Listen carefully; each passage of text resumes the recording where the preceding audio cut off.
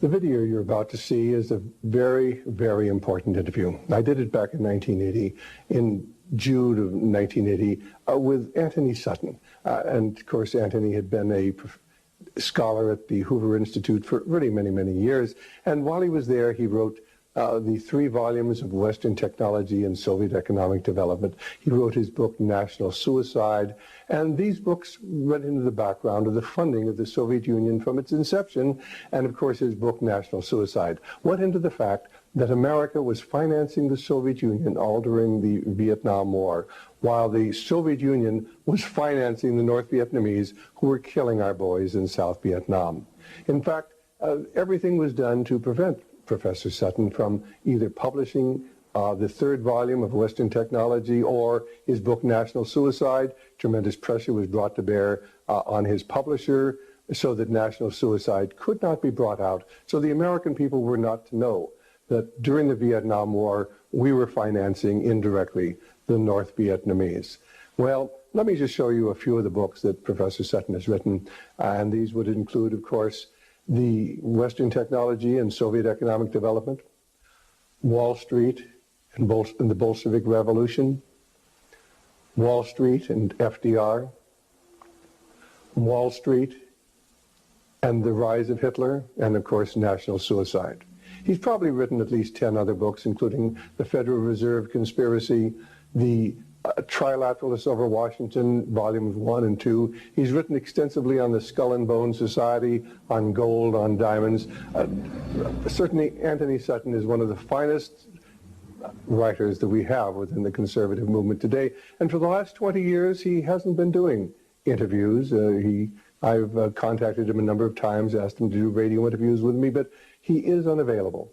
I think that you're going to find that this interview will explain to you who it was who financed Adolf Hitler and gave him the capability of waging war against the West, who it was who financed the Bolshevik movement after it was established in 1917 and kept it going until the Berlin Wall came down in 1989. You're going to learn about the Trilateral Commission. You're going to learn about who controls the media in the United States. Indeed, who is the invisible government and what the ultimate goal of that invisible government is, and why that invisible government financed Adolf Hitler and finances communism and has financed communism since its inception. And now to Anthony Sutton. Dr. Sutton, you wrote 3 series of books while you were a research fellow at the Hoover Institute. Can you give me basically the background of the content of these series? Yes, the series I wrote at the Hoover Institution, Stanford University, concerned the transfers of Western technology to the Soviet Union. And essentially it comprised 3 individual books. Each book covers a period of time since 1917. And then you wrote a second series of books on Wall Street. Yes, these were trade books. In other words, they're not academic books. They're written for the general public. They concerned the build-up of the 3 types of socialism: Bolshevik socialism in Russia, what we might call welfare socialism in the United States, and Hitlerian or National Socialism. And each book examines the financing and the contributions made by Wall Street, by international bankers, to the development of that specific form of socialism. Now, in your research and analysis and your efforts to bring out the facts about what was going on in our society, did you encounter any effort to discourage you, to prevent you from bringing out the background of America's involvement in the financing of international communism? Yes, very definitely. For example, when I was at the Hoover Institution, in 1972, I went to Miami Beach to give some testimony before the Republican National Committee. And although a congressman had hand-delivered to the wire services this testimony, which was later printed, the wire services refused to transmit it to the newspapers. Then when I got back to the Hoover Institution in California, I was called into the office of the director, and I was told in no uncertain terms not to make any more speeches like that, and that this information should not be made public. This was the information that we were giving had the Soviet Union the technology to develop its war potential? Oh yes. At that time, we were in Vietnam, and as you know, the Soviets were supplying the North Vietnamese. This was 1972. 1972, yes. And for example, I knew that the Gorky plant, which was built by the Ford Motor Company, the Gorky plant in Russia produces the Gaz series of vehicles. The Gaz vehicles had been seen on the Ho Chi Minh Trail. We were supplying equipment to the Gorky plant in the middle of the Vietnamese War, and these trucks were being used to carry ammunition supplies, which were killing Americans. I thought this was morally wrong, and I said so in Miami Beach and at the Hoover Institution. And it was this type of information that was suppressed.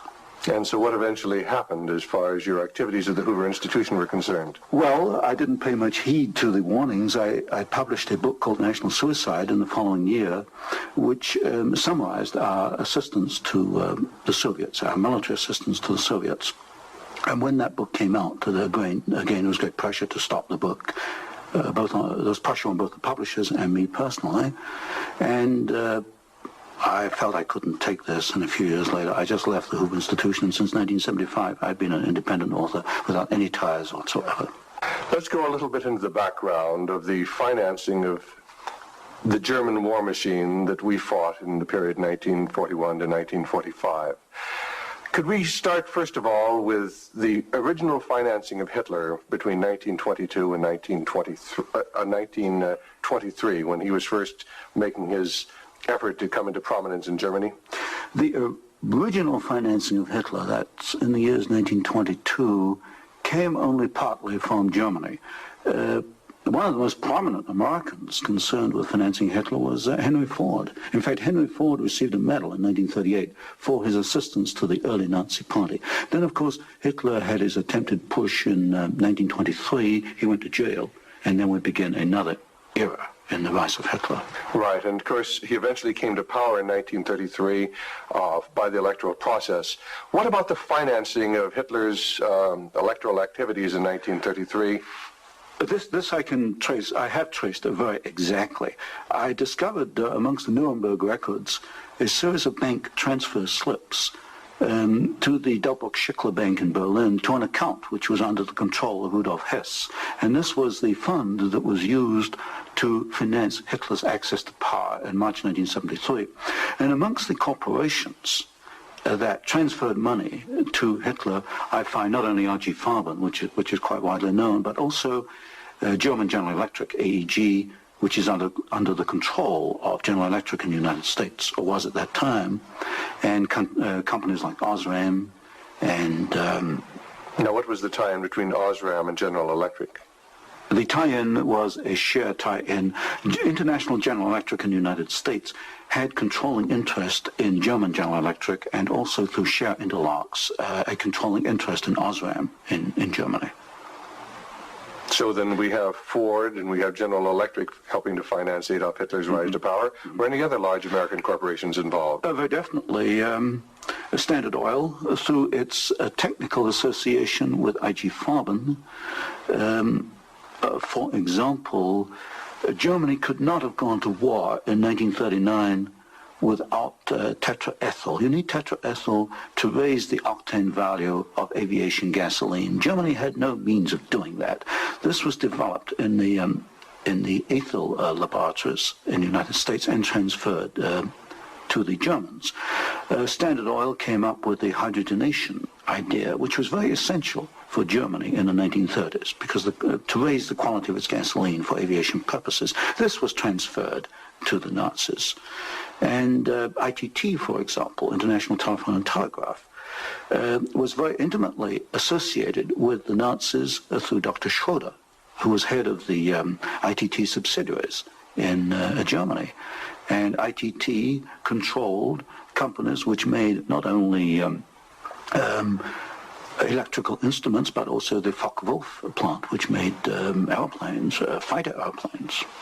So what you're suggesting then is that American corporations were helping to finance the German industry that was building up the war potential? American corporations, only a few, not many, financed Hitler through their subsidiaries. They transferred technology. They transferred material assistance, for example, stocks of tetraethyl before the Germans could manufacture it under the joint manufacturing agreement with the United States. And also they financed this. For example, Standard Oil financed in 1933 the development of the gasoline industry in Germany, which was needed to fight World War II. And that's a very interesting point. Could you go a little bit into the background of where Germany got its oil to fight the Second World War? Because certainly Germany doesn't have oil resources. Germany does not have oil resources, that's true. It used in World War II synthetic oil, which it got from coal. And the basic technical processes for the development of oil from coal came from the United States, from essentially from the Standard Oil laboratories, which had this technical assistance agreement with I.G. Farben. And of course I.G. Farben contributed something like 60% of the explosives needed by the German Wehrmacht, probably about 40-50% of the gasoline needed by the Wehrmacht and by the German Air Force, the Luftwaffe. And was there a definite interlock between I.G. Farben and Standard Oil? The interlock was at the technical level, the exchange of patents. It was through a financial technical assistance agreement. There were other interlocks with the United States through a subsidiary, I.G. Farben, in the United States. But with Standard Oil, the interlocks were at the technical and financial level. And is it a fact, it's been stated, that there were members of the board of directors of Standard Oil who were also on the board of directors of American I.G. Farben?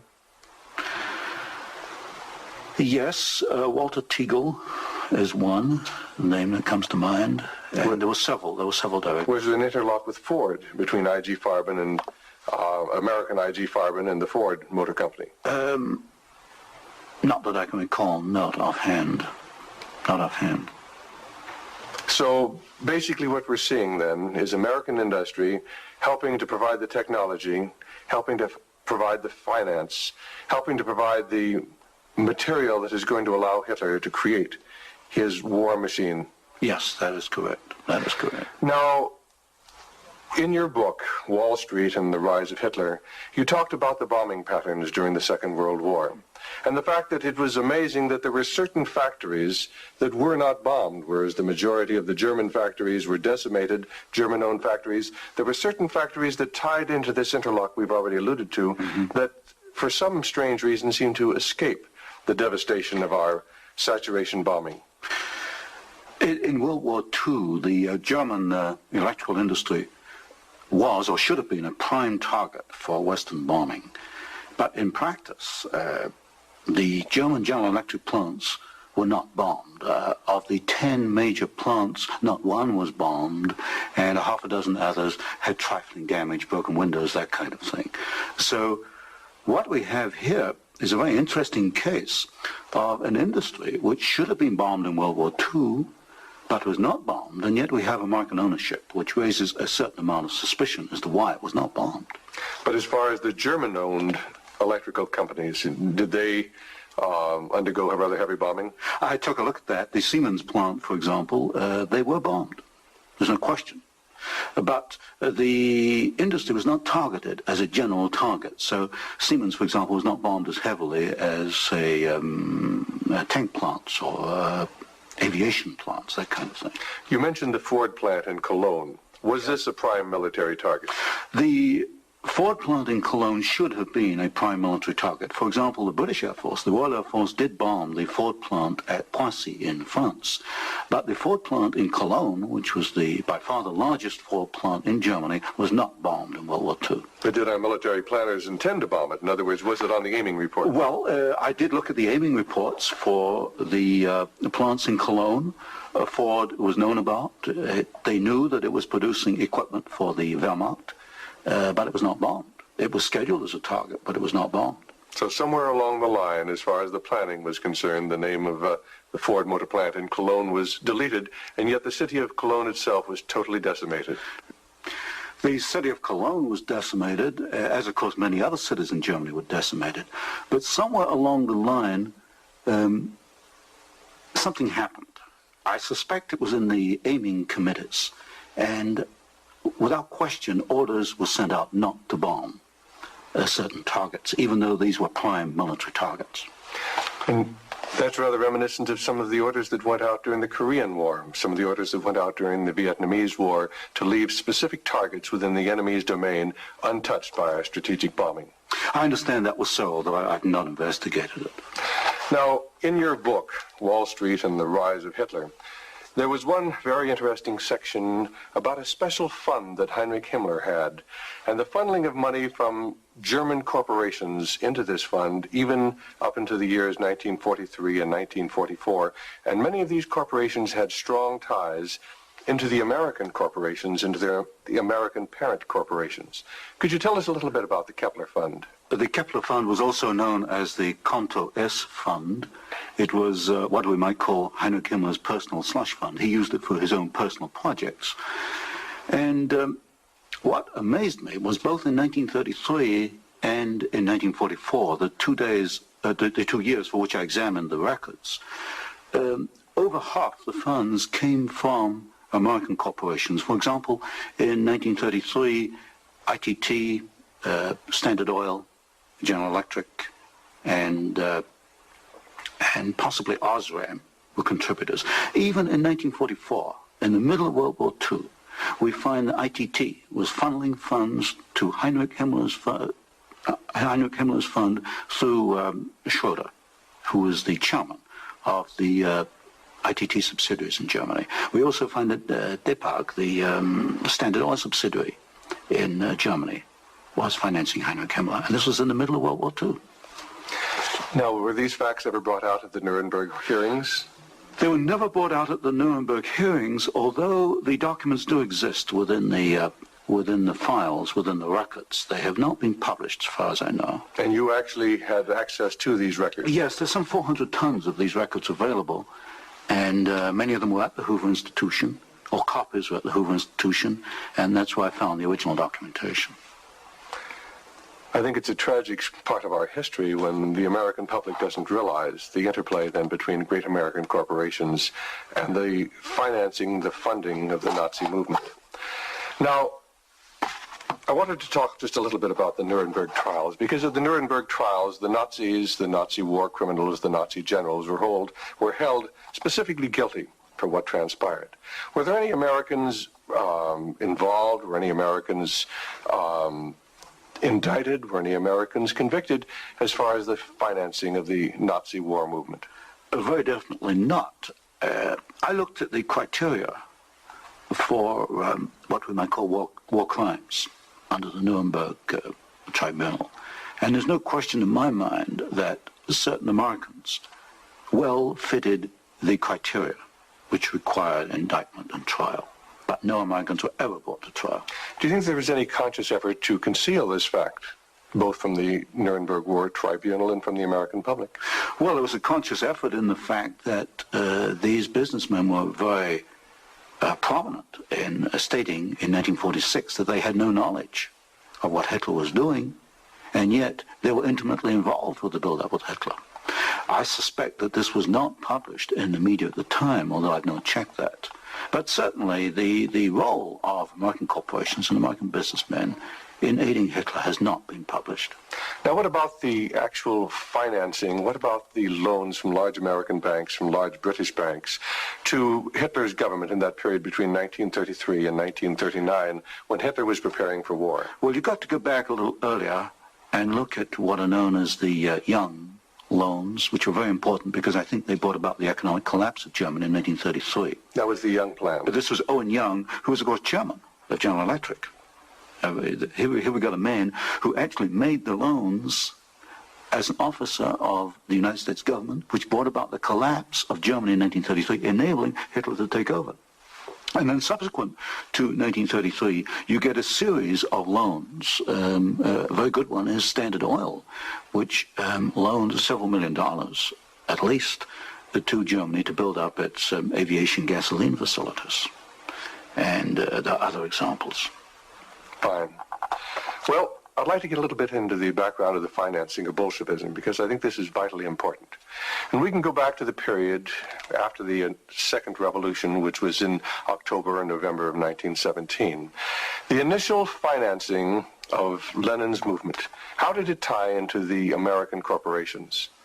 Was there any American involvement in that period between 1917 and 1918 when Bolshevism was just beginning to get a foothold in Russia? Yes, there were several incidents. The most important is one involving Colonel William Boyce Thompson, who was the largest shareholder in the Chase Bank, which of course today is Chase Manhattan Bank.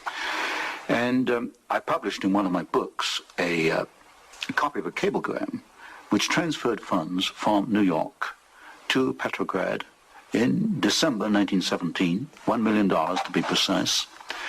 And Colonel Thompson made the statement later that this $1 million was given to the Bolsheviks to consolidate. They had just begun to take over Russia. They only controlled Moscow and Petrograd at that time to aid the control that the Bolsheviks were extending in Russia. This is a very clear case. $1 million, American funds transferred through an American Wall Street intermediary to the Bolsheviks. And didn't you publish that document here in Wall Street and the Rise of Bolshevism? I published two statements. One is a copy of the cablegram, and the other is a copy of the news clip of the statement made by Colonel Thompson at that time that he had made this contribution. Now, why would an American capitalist, an American financier, help to aid Bolshevism? The only answer, and of course this puzzled me for years, why? Why? Because we understand there to be an opposition. And the only answer I can come to is one of captive markets. The United States did not want another United States in the world. And of course, if you look at the world map, Russia is 2 or 3 times larger than the United States. Imagine this as another United States, as another competitor to the United States. What the United States wanted, or Wall Street wanted, was a captive market. And of course, socialism is a captive market because my earlier studies at Stanford University had brought out the fact that a socialist system cannot innovate. It's got to import innovation and technology from the West. And so I think the aim behind this was to encourage the development of Marxism and other types of socialism, because this would give these Wall Street bankers control of a world market, a captive market. At the end of the First World War, Russia was devastated by famine, and America sent a relief mission. It was the Hoover mission. Do you know any of the facts surrounding the activities of the Hoover Commission? Well, there's no question that in 1922, 1923, Russia was finished. Industrial output was perhaps 8 or 10% of 1913 figures, and people were starving by the hundreds of thousands. And the Hoover mission was organized, of course, to send aid to Russia. But most of the aid went to the Bolsheviks, who controlled really quite a small part of Russia at that time. Only a very small part of the aid went to the White Russians or to the Far East. And then after 1922, 1923, Lenin instituted something known as the New Economic Policy, or this series of 5-year plans. Can you tell us about the 5-year plans and the part that the major American corporations, major world corporations played in building up the Soviet Union? Well, there are two separate phases here. The new economic policy was started in 1923 by Lenin, and I found, and I published this in my first book from Stanford, that every single Russian industry was rebuilt or restarted by foreign corporations, mostly German, British, French, and American. By 1928, Russia was back to approximately its 1913 industrial output. And at that point, she began to think of these grandiose 5-year plans. And in 1928, Gosplan, which is the Russian government planning commission, actually designed an initial 5-year plan, but this was thrown out, it was inadequate, and American corporations were brought into Russia. And the first 5-year plan and the second 5-year plan were actually designed in the United States by American corporations. And what were these corporations? Which ones specifically were involved in the design of the first 5-year plan was by a corporation probably not known to most Americans, Albert Kahn. But Albert Kahn was the foremost industrial architect in the United States. And Albert Kahn laid out the basics of the first 5-year plan for the Soviets.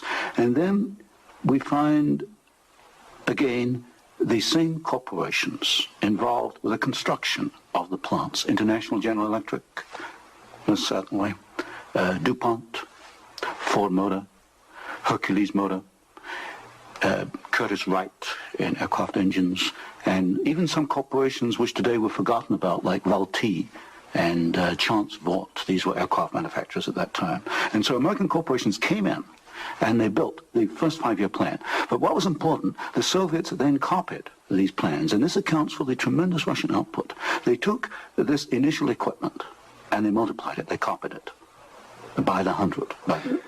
Now, how about Ford Motor Company? Did they play a part in the building up of the Soviet potential? Very definitely. Ford Motor Company built the Gorky plant, and the Gorky plant produces the GAZ series of vehicles, that's GAZ, and these are trucks, and there's some automobiles. And right from the early 1930s, you find that the GAZ plant has had military potential, and Ford knew that when it went in and built the Gorky plant. And we know it because I found statements to this effect within the State Department files. Sometimes we hear the name Averell Harriman. Did he play a part in building up the Soviet technology? Very definitely. In fact, Averell Harriman came out of the Soviet Union financially at a profit. He took over the Georgian manganese concession in the early 1920s. Got this back on his feet for the Soviets, and manganese became a prime export for the Soviets, and so they were able to sell this abroad, get foreign exchange, which financed their industrialization. And then they bought out Harriman about 1929, and Averell Harriman received as compensation $1 million more than he put in the first place.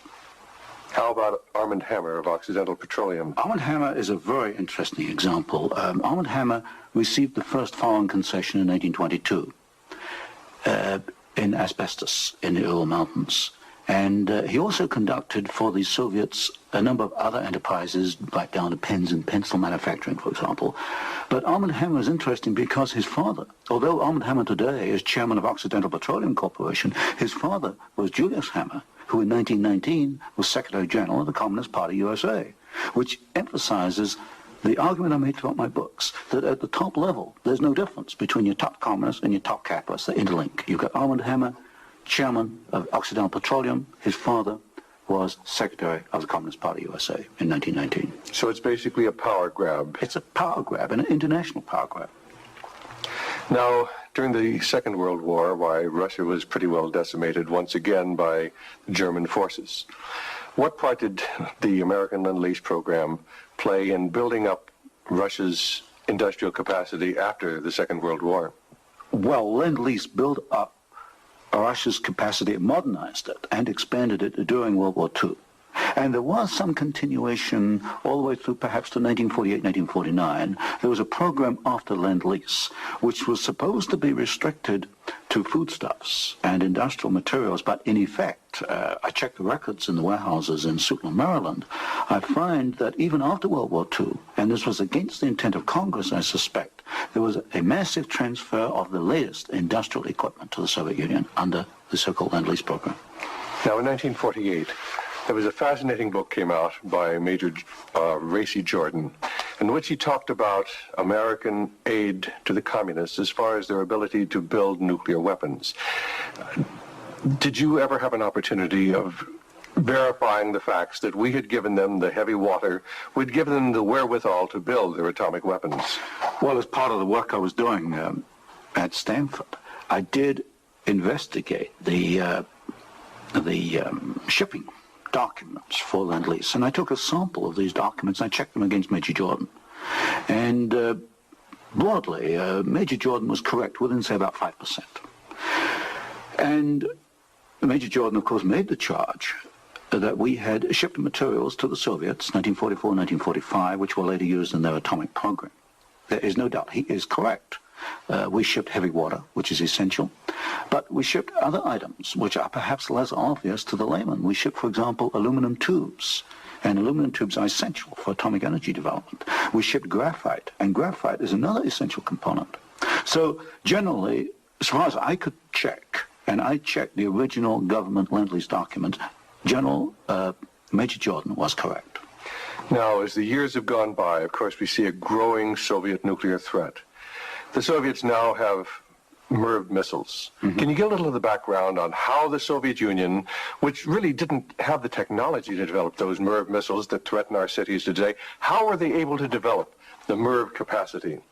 Well, you've got to go back and look at how the Russians were able to develop a rocket, space technology anyway. What they did after World War II was American forces were held back for a while the Soviets occupied East Germany. They stripped East Germany. They took back the latest of the V-2 rocket technology from Peenemünde and other places. And the V-2 became the basis of the Russian space technology. Now, if you skip the intervening years, you will find when you come to the early 1970s that the Russians did not have the capability to MIRV their missiles. And in particular, they lacked the ability to produce the very precision, micro-miniature ball bearings that are needed for the control systems. There was only one company in the world, Bryant Chuck and Grinder, which could make the machinery, which machines the races within which these ball bearings run. And without those races, you just cannot make MIRV missiles in any quantity. You can make one off, but not in quantity. Bryant Chuck and Grinder was allowed to ship to the Soviet Union 45 of these machines at a time when we only had 33 in the United States. But wasn't there any objection to doing this? I objected at Miami Beach in 1972. Other people objected, but the objections were squashed. And predominantly at fault here is Henry Kissinger and the incoming administration, the incoming Nixon administration. This was known, I'm sure it was known in DOD. If I knew it, then certainly DOD knew it. But the objections were squashed, and there was suppression of the information. And so once again, we see America building up the military capacity, the nuclear threat from the Soviet Union. Well, this goes, when you talk about MIRVing of missiles, you're talking about a quantum jump in your military technology. Now, I'm not a military man, but to me, the ability to do that is a massive leap forward, and we enabled them to do it, and we did it knowingly and deliberately. During the Vietnamese War, the Soviet Union and the Eastern European satellites were the primary suppliers of war materials to the North Vietnamese who were killing American boys in South Vietnam. Would you comment on our aid and trade with the Soviet Union and with the Eastern European satellites during that period of time? Well, there's no question that the Soviets were the prime suppliers of military equipment and suppliers to the North Vietnamese. Let me give you an example. The American pilots, as they flew over the Ho Chi Minh Trail, described the trucks that they were seeing as American trucks. Well, they were American trucks because they came from the Gorky plant, and Gorky was built by Henry Ford. And so you have the situation where we were, in effect, supplying both sides in the Vietnamese War. But the trucks were being built by the Soviet Union. However, were they getting any materials from the United States to help build those trucks? Yes, in the early 1970s, I know specifically of shipments of equipment into the Gorky plant while the war was going on, which in effect were aiding the Soviets to build more trucks to be used by the North Vietnamese. How about loans? Was America extending loans to the Soviet Union during this period when they were the primary financiers of the North Vietnamese? Yes. Beginning about 1970, there was a massive grant of loans to the Soviet Union. I'd say by about 1976, it must have totaled perhaps $40 billion outstanding. And so this, of course, these loans were used to enable the Soviet Union to purchase industrial equipment in the United States, and this industrial equipment was used to manufacture, in part, military supplies which were used against us in Vietnam. How about Russian shipping that was being used to ferry supplies to North Vietnam? Shipping is a very interesting example because the Soviets published a shipping register, about 6,000 ships, and I analyzed every one of these ships, both the origin of the technology of the ship itself, the hull, and the engine. Most of them are marine diesel engines. And I find that 60% of the Soviet merchant marine, which of course has military usefulness, 60% was built abroad. Only 40% in the Soviet Union, and that largely to Western design. But when you come to marine diesel engines, you find something really fascinating. You find that 80% of the marine diesel engines in Soviet merchant ships are Western engines, Burmeister and Wain of Copenhagen, Sulzer of Switzerland, Fiat of Italy, because that name has come up before. But the other 20% of marine diesel engines built in the Soviet Union are built to Western design under technical assistance contracts from Sulzer and Burmeister and Wain. So in effect, there could be no Soviet merchant marine without assistance from the West. How about the building of the Kama River plant? Kama River was built in the late 1960s, early 1970s. The basic design contract was let to the Italian firm of Fiat. Giovanni Agnelli is the chairman of the board. And this is important because Agnelli is tied in with Chase Manhattan Bank. He's on the International Advisory Committee of Chase Manhattan. What caught my attention was that Fiat does not manufacture automobile manufacturing equipment. All the Fiat plants in Italy contain American equipment.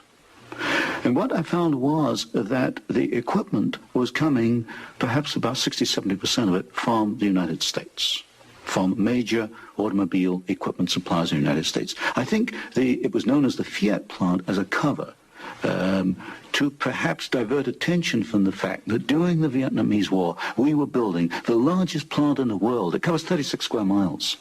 We were building for the Soviets, with American equipment, the largest plant in the world. And so it was called the Italian Fiat plant, and I think this was a blind.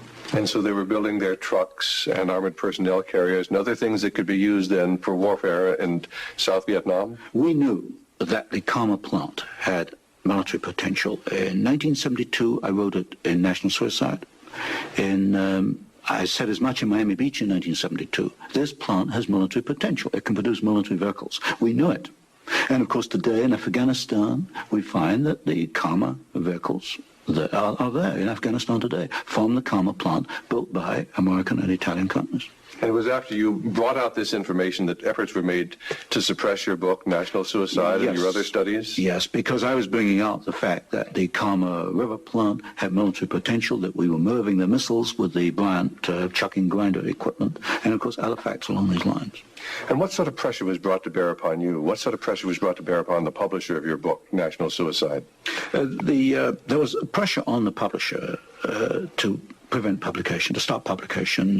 He refused to do so. There's pressure brought upon me first to withdraw the book, and then a rather deceitful sort of pressure. It was claimed at the Hoover Institution that I had plagiarized Volume 3 of my Western Technology series, which was being published by Stanford University. Well, firstly, I challenged them to point out the plagiarization, and nobody could find even two sentences that matched up. But then I pointed out that I cannot plagiarize my own work. I hold the copyright on both books, and nowhere in the world can I plagiarize myself. That's a logical impossibility.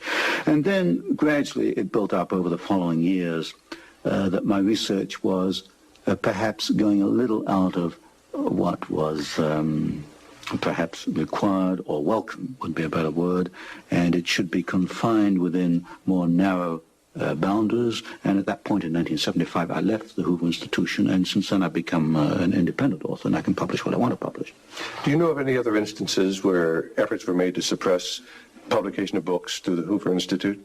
I know one example, one I was personally aware of, and that was Julius Epstein's book on Operation Cube Hall, which is a very important book on the treatment of Russian prisoners of war in Germany after World War II. This book was in manuscript for several years, and he was not allowed to publish it. I heard that firsthand from Julius.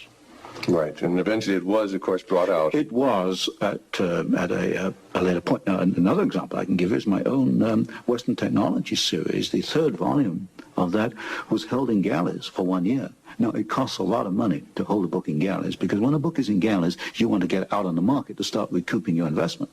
That book was held in galleys for 1 year because it was not politically wise or acceptable to publish it at that time, even though it was an academic book. Now, you've done some fascinating studies on the Trilateral Commission. Can you tell us about the Trilateral Commission?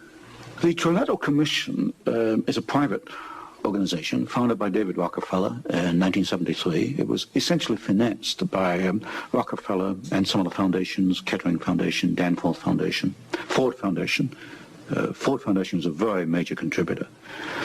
And The stated objective is to encourage discussion amongst what they call the trilateral regions. I should point out that of the 300 members, 1/3 come from the United States, 1/3 from Japan, and 1/3 from Europe. But in effect, I find that the actions of the Trilateral Commission are very much self-interested on the part of the international banking community in New York. Now, as far as the Trilateral Commission's influence on the American government is concerned, it's been said that there is a very excessive representation of the Trilateral Commission in Jimmy Carter's cabinet and in Jimmy Carter's administration. Well, excessive is rather an understatement. I think there's some 200 million people in the United States. There are only 77 trilateral members who are American. Out of that 77, I counted no fewer than 18 trilateralists. That's about 1/3 of the American trilateral contingent turns up in the Carter administration. Mr. Carter himself was a trilateral, Mr. Mondale, Mr. Brown, Mr. Vance, Mr. Blumenthal, Mr. Brown, Secretary of Defense. In other words, they occupy all the senior cabinet and sub-cabinet posts. In fact, there's some key committees, intelligence and defense committees, which are only comprised of trilaterals.